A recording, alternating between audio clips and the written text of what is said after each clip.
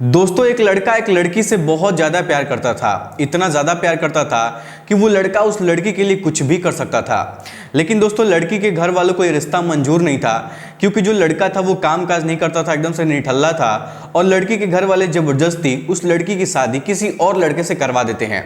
दोस्तों, जब वो लड़की अपने ससुराल चली जाती है तो अपने पति के साथ हंसी खुशी रहने लगती है। लेकिन जब 6 महीने का वक्त गुजरता है तभी वो लड़की अपने प्रेमी को फोन करके बताती है कि मेरे पति कुछ दिनों के लिए घर से बाहर गए हुए हैं, क्या तुम मुझसे मिलने के लिए मेरे घर पर आ सकते हो। अब दोस्तों, वो लड़का तुरंत तैयार हो जाता है और कहता है कि ठीक है, रुको मैं अभी आ रहा हूं। अब दोस्तों, इस तरीके से वो लड़का रात के 9 बजे के आसपास लड़की के कमरे के अंदर घुस जाता है और पूरी रात उस लड़की के साथ वक्त गुजारता है, उसके साथ शारीरिक संबंध बनाता है। और जब दोनों लोग थक जाते हैं तो दोस्तों, दोनों लोग एक दूसरे से लिपट कर सो जाते हैं। लेकिन जब सुबह होता है ना, तो वहां पर एक ऐसा हादसा हो जाता है जिसको सुनने के बाद आपका दिल एकदम से दहल जाएगा। दोस्तों, वो लड़का रो रो कर अपनी जान को बचाने की भीख मांगने लगता है और वो लड़की भी अपने आप को बचाने की भीख मांगने लगती है। दोस्तों, ये कहानी बहुत ही ज्यादा मजेदार है, दिल को छू जाने वाली कहानी है। आइए जानते हैं पूरी घटना की सच्चाई इस वीडियो के माध्यम से। लेकिन दोस्तों, वीडियो में आगे बढ़ने से पहले वही आप लोग छोटा सा रिक्वेस्ट है कि अगर आप लोग हमारे चैनल पर पहली बार हैं तो दोस्तों चैनल को सब्सक्राइब कर लीजिए और वीडियो को लाइक कर दीजिए, ताकि जो मेरा हौसला है वो और भी ज्यादा बढ़ता रहे और भी ज्यादा इंटरेस्टिंग कहानियां ऐसे ही मैं आप लोग को सुनाता रहूं। दोस्तों, ये सच्ची घटना बलिया जिले के रसना शहर का है और लड़के का नाम दीपक है, जिसकी उम्र 22 साल के आसपास है। और जो लड़की है इसका नाम अमृता है, इसकी उम्र 19 से 20 साल के आसपास है।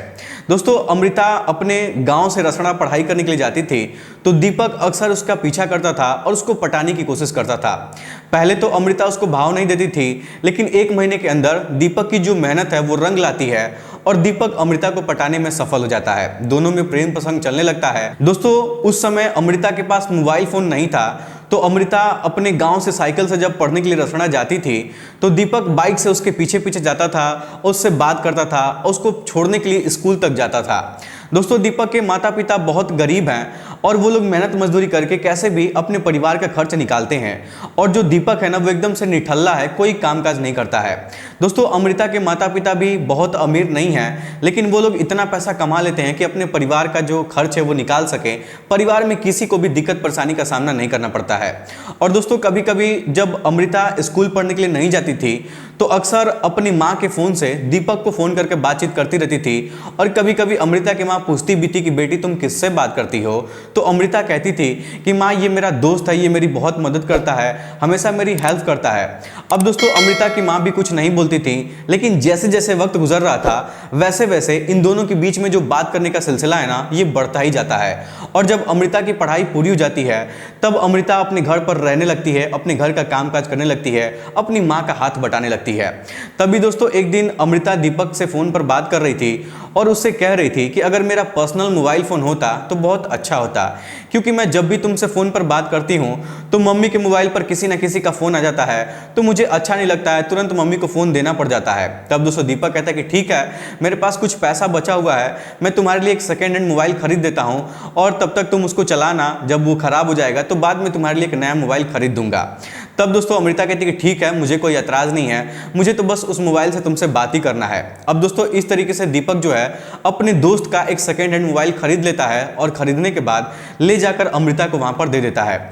जब दीपक अमृता के घर पर मोबाइल देने के लिए जाता है तो दीपक जो है ना, वो अमृता की माँ से भी वहां पर मुलाकात करता है। और दोस्तों, साफ साफ भाषा में आप लोग को बता दूं कि अमृता की जो माँ थी ना, वो भी जान चुकी थी कि अमृता जो है वो दीपक से प्यार करती है और उससे शादी करना चाहती है। अब दोस्तों, इसीलिए अमृता की माँ भी दीपक का विरोध नहीं करती थी और कभी कभी जब अमृता के पिताजी घर पर नहीं रहते थे तो दीपक उनके घर पर आता था, अमृता से मिलता था, उसकी माँ से मिलता था, बहुत सारी बातें करता था, रुक कर खाना पीना भी खाता था और फिर चला जाता था। अब दोस्तों, इस तरीके से अमृता और दीपक की जिंदगी धीरे धीरे गुजर रही थी। तभी दोस्तों, अमृता के पापा सोचते हैं कि हमारी लड़की बड़ी हो गई है, इसकी पढ़ाई लिखाई भी पूरी हो चुकी है, तो ये घर पर अब बैठकर क्या करेगी, क्यों ना इसकी शादी करवा दिया जाए। अब दोस्तों, यही सब सोचते सोचते अमृता के जो पिताजी थे वो रसना से 10 किलोमीटर दूर एक सड़ौली गांव पड़ता है, उस गांव में जाते हैं और एक लड़का देखते हैं। तो उनको वो लड़का पसंद आ जाता है और अमृता के पिताजी उस लड़के से अमृता की शादी तय करवा देते हैं। और दोस्तों उस लड़के का नाम जितेंद्र होता है, जिससे उसकी शादी तय होती है। वो लड़का विदेश में रहकर नौकरी करता था और कुछ महीने पहले ही अपने गांव पर आया था छुट्टी लेकर। दोस्तों अमृता के पिताजी उस लड़के को देखते हैं तो लड़का दिखने में शरीर से हट्टा कट्टा था, शरीर से नौजवान था और नशा पता भी नहीं करता था और उसके परिवार के लोग भी बहुत अच्छे थे, लेकिन उसके पिताजी मर चुके थे, 10 साल पहले ही गुजर चुके थे। अब दोस्तों अमृता के पिताजी को वो लड़का पसंद आ जाता है और फिर दिखावटी की तारीख वहां पर वो तय करके घर पर चले आते हैं। लेकिन अमृता के पापा जब घर पर आकर बताते हैं कि अमृता की शादी मैं तय कर दिया हूं, तो दोस्तों इस बात को सुनकर जो अमृता है ना वो बहुत ज्यादा परेशान हो जाती है और अपनी मां से कहती है कि मां मैं दीपक से शादी करूंगी और दीपक के अलावा मैं किसी दूसरे लड़के से शादी नहीं कर सकती हूं। अगर आप लोग किसी और लड़के से मेरी शादी करवाएंगे तो मैं अपनी जान दे दूंगी। लेकिन दोस्तों अमृता की मां अमृता को बहुत ज्यादा समझाने की कोशिश करती हैं और कहती हैं कि बेटी देखो, जिस लड़के से तुम्हारी शादी तय हुई है वो लड़का बहुत अच्छे परिवार का रहने वाला है, अच्छा खासा पैसा कमाता है, उसके पास जमीन जायदाद भी है। तुम चुपचाप उस लड़के से शादी कर लो तो तुम्हारी जिंदगी संवर जाएगी। और रही बात दीपक की, तो दीपक अभी कुछ काम काज भी नहीं करता है, पता नहीं वो तुमको खुश रख पाएगा या नहीं रख पाएगा। मैं तो बस तुमसे यही कहना चाहती हूँ कि तुम्हारे लिए रिश्ता बहुत अच्छा है, अगर तुम इस रिश्ते को ठुकराओगी तो इसका मतलब ये होगा कि तुम अपने ही पैर पर कुल्हाड़ी मारोगी। लेकिन दोस्तों जो अमृता थी ना वो एक अपनी माँ के सामने जिद पकड़ लेती है और कहती कि नहीं माँ, अगर मैं शादी करूंगी तो दीपक से ही शादी करूंगी, उसके अलावा किसी से नहीं करूंगी। अब दोस्तों इसी बात पर घर में लड़ाई झगड़े होने लगते हैं और जो अमृता है वो खाना पीना भी छोड़ देती है। 1-2 दिन बाद ये सारी बातें अमृता के पापा को पता चलती है कि उनकी जो लड़की है वो किसी और लड़के से प्यार करती है और जिससे शादी तय हुई है उससे शादी नहीं करना चाहती है। तो दोस्तों उसके पापा बहुत ज्यादा गुस्सा हो जाते हैं और अमृता को बहुत ज्यादा मारते हैं, बहुत ज्यादा पीटते हैं और उसका मोबाइल फोन भी छील कर अपने पास रख लेते हैं। अब दोस्तों अमृता जो थी ना वो चाह कर भी दीपक से बात नहीं कर पा रही थी क्योंकि उसका मोबाइल फोन छीन लिया गया था, उसकी माँ भी मोबाइल फोन नहीं दे रही थी और ना ही दीपक वो कुछ बता पा रही थी कि उसके साथ क्या क्या हो रहा है। अब दोस्तों देखते देखते पूरे 3-4 दिन का वक्त गुजर जाता है तो जो दिखावटी की तारीख थी वो भी अब नजदीक आ जाती है और अमृता के माता पिता अमृता को लेकर रसना के नाथ बाबा के मंदिर पर जाते हैं और वहां पर दोनों पक्ष के लोग आते हैं, एक दूसरे को देखा दिखावटी होती है।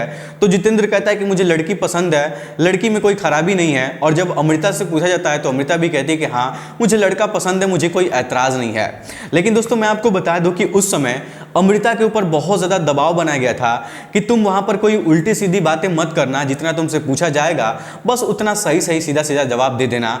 इसीलिए दोस्तों अमृता वहां पर कुछ बोली नहीं थी और वो सीधा सीधा बोल दी थी कि हाँ मुझे ये लड़का पसंद है, मैं इसे शादी करने के लिए तैयार हूं। अब दोस्तों इस तरीके से नाथ बाबा के मंदिर पर इन दोनों का वहां पर दिखावटी होता है और फिर शादी की तारीख भी वहीं पर रख दी जाती है।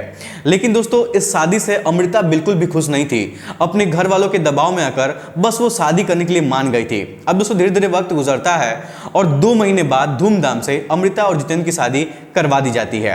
अब दोस्तों शादी होने के बाद अमृता अपने ससुराल चली जाती है और जहां पर उसका ससुराल था उस गांव का नाम सड़ौली था और सड़ौली रसना से 10 किलोमीटर की दूरी पर है। दोस्तों शादी होने के बाद अमृता जितेंद्र के साथ खुशी खुशी रहने लगती है और दीपक को भूल चुकी थी। लेकिन शादी के 6 महीने बाद जितेंद्र जो है वो दुबई चला जाता है अपना काम करने के लिए। लेकिन दोस्तों जब जितेंद्र दुबई चला जाता है तब अमृता अपने सास के साथ अपने ही घर में रहने लगती है और ये लोग बहुत अकेली पड़ चुकी थी।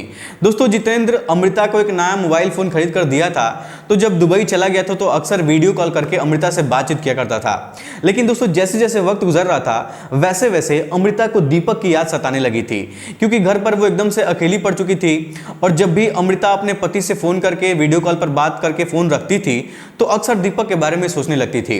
अब दोस्तों यही सब सोचते सोचते एक दिन अमृता दीपक के मोबाइल नंबर पर फोन कर देती है और जब दीपक को पता चलता है कि अमृता की शादी हो चुकी है और उसकी शादी रसना से 10 किलोमीटर की दूरी पर सड़ौली गांव में हुआ है, तो दोस्तों दीपक इस बात को सुनकर एकदम से फोन पर ही फूट फूट कर रोने लगता है और अमृता से मिलने की जिद करने लगता है। दोस्तों दीपक अमृता से पूछता है कि तुम्हारा पति कहां पर है? तब अमृता कहती है कि मेरा पति दुबई चले गए हैं और दुबई में रहकर वो काम करते हैं, अब वो 2 साल बाद घर पर आएंगे। अब दोस्तों जब दीपक ये बात सुनता है कि उसका पति दुबई में काम करता है, दुबई चला गया है और वो नौकरी वहां पर कर रहा है और 2 साल बाद गांव पर आएगा, तो दीपक इस मौके का फायदा उठाने की कोशिश करने लगता है। दीपक अमृता से कहता है कि आज रात को मैं तुम्हारे घर पर आऊंगा तुमसे मिलने के लिए। तब दोस्तों अमृता दीपक को बहुत मना करती है और कहती है कि नहीं, तुम हमारे घर पर यहाँ पर मत आना, अगर किसी को गांव में पता चल जाएगा या मेरी सासू माँ को पता चल जाएगा तो हम लोग की बहुत बदनामी होगी। जब मैं अपने मायके जाऊंगी तो वहां पर तुमसे मिलने के लिए आऊंगी।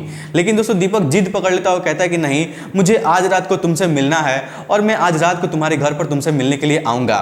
अब दोस्तों अमृता भी एकदम से मजबूर हो जाती है और दीपक वो मना नहीं कर पाती है। लेकिन जब रात के 9 बज जाते हैं तो दीपक चुपके से अमृता के घर के अंदर घुस जाता है और उसके कमरे के अंदर जाकर छुप जाता है। इधर दोस्तों अमृता अपने सास के साथ किचन में खाना वाना बनाती है और फिर अपनी सासू माँ को खाना खिलाकर उनको सुला देती है और सुलाने के बाद फिर से अपने कमरे में चली जाती है। उसके बाद दीपक और अमृता ये दोनों लोग एक दूसरे के साथ प्यार भरी बातें करते हैं, एक दूसरे के साथ एक दूसरे की जरूरतों को पूरा करते हैं, शारीरिक संबंध बनाते हैं और जब दोनों लोग थक जाते हैं तो बहुत गहरी नींद में सो जाते हैं।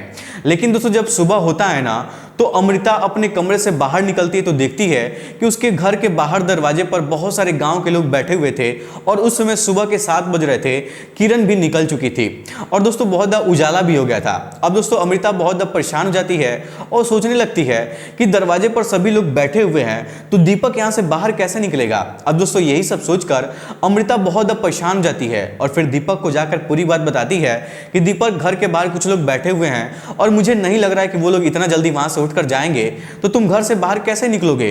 तब दोस्तों दीपक अमृता से कहता है कि देखो अमृता, घबराने की कोई बात नहीं है, मैं तुम्हारे कमरे में चुपचाप सोया हुआ हूं, जब शाम होगी तब निकल जाऊंगा, इसमें इतना सोचने की क्या बात है। अब दोस्तों मैं आपको बता दूं कि जो दीपक था ना वो बहुत बुरे तरीके से फंसने वाला था और वहां पर वो फंस भी चुका था। उसको नहीं पता था कि अगले ही पल में उसके साथ एक बहुत बड़ा हादसा होने वाला है। दोस्तों दीपक नम्रता के रूम के अंदर छिपा हुआ था और अंदर से दरवाजा लॉक कर दिया था।